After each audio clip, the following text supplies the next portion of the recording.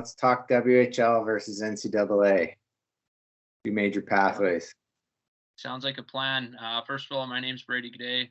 I am a former Western Hockey League player. Played for 5 years. I then went on to play at the USports level, where I continued my education. And now I'm here today working with Visionary Sports and Development and helping young hockey players throughout their pathway. Right on. And my name's Christian Magnus, and I did kind of a similar situation with 4 years in the Western League, a year in the SJHL, and then 5 years at the University of Regina, where I played hockey and got a degree in kinesiology. And we're both new hockey advisors for Visionary Sports and Development, and we're here to discuss a little bit of the two major pathways with the Western Hockey League and the NCAA. Both great options, both a little bit different. The Western Hockey League, you have players ranging from 16 to 20, and the NCAA a little bit older, with guys being eligible at the age of 18 after grade 12, and maybe upwards of 25 years old. Yeah, that's right, Christian. The age differences are of a little bit, right? The NCAA is a little bit of an older league. The CHL Western League is a little bit of a younger league, being able to start at that 16 years of age. One of the big differences between the two is obviously the scheduling. The NCAA rank, their regular season consists of about 34 to 40 games, depending on potential tournament play in the middle. Where the Western Hockey League regular season is 68 games, obviously plus your playoffs afterwards, but that's your regular season. So those are large differences, right? The CHL being more mimicked after the pro ranks, having 3 to 4 games per week. That's obviously a big difference. You're kind of mimicking that pro level of travel and maintaining the practice, workouts, and games all in one. So that's obviously a very big difference. I think it's a highly competitive league too, with regards to a lot of the high end talent going with the Western League option. There's the competition at that level. Guys want to play against the best players, and some of those guys are in the Western League, right? Yeah, that's right. It's a very elite level. It's the highest for your age category, right? So, even though you're playing all those games and it's a grueling season, it's still a very, very competitive league. And on the flip side of that, the NCAA, they have a little bit different of approach, right? They have games scheduled on the weekends, so they're able to prepare all week, practice, work out, train, get themselves really prepared for those games, and that creates a good level of pace and play in those games. Obviously, during that week of preparation, they also are maintaining their full course load, right? They're studying, they're going to school, they're doing everything in the classroom as well, and that's what makes them such an elite student athlete, right?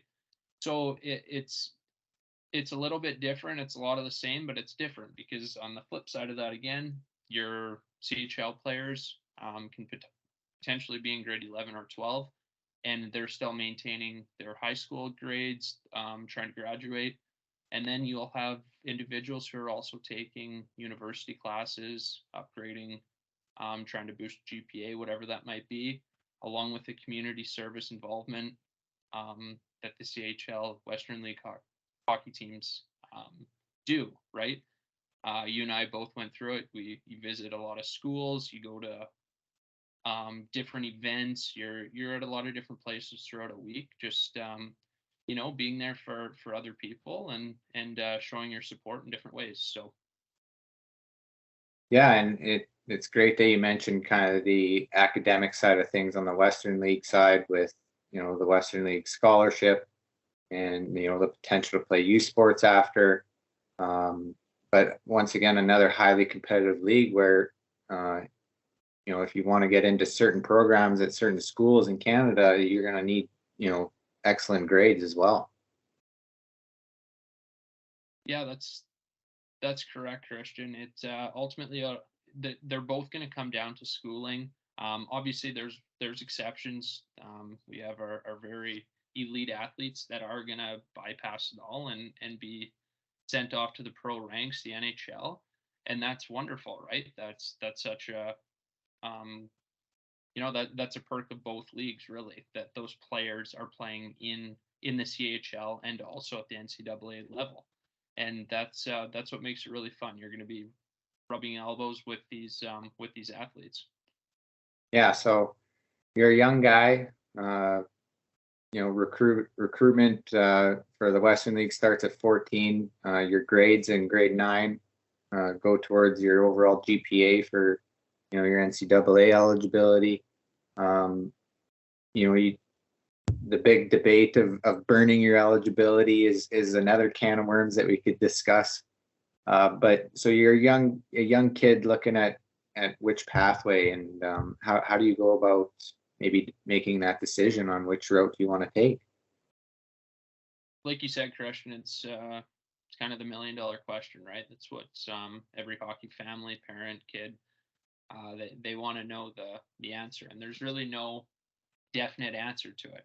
It ultimately comes down to the player, the individual, how their academic success is, how their athletic growth is, where they're at a young age, where they're at, that 16, 17 year old mark. So much is at stake, and it's a tough decision because you're making it before you know what your potential growth is going to be like, right? So you really have to weigh out your options, look at what's the best fit for yourself and your family going forward.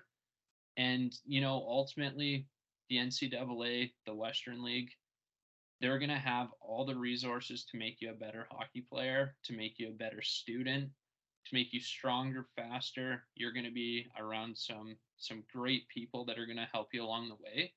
But ultimately, it's going to come down to the individual and the player itself.